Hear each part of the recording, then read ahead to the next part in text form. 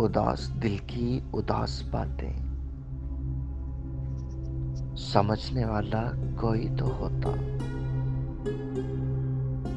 کہ جس کی باتوں سے دل سنبھلتا، کہ جس کی سنگت میں دل بہلتا، جس کی ہلکی سی ایک جھلک بھی ہمارے دکھ کو سمیٹ دیتی، فلک سے خوشیاں انڈھیل دیتی، یا اس کی نازک سی مسکراہٹ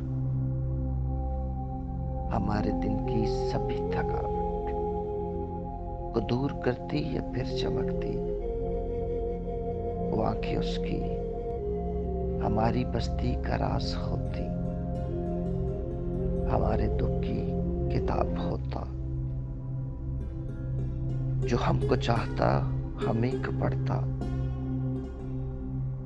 گزرتے لمحوں کی سختیوں میں کوئی تو نازک مزاج ہوتا، کوئی تو ہوتا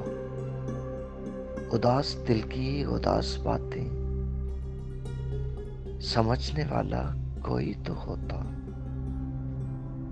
کہ جس کی باتوں سے دل سنبھلتا۔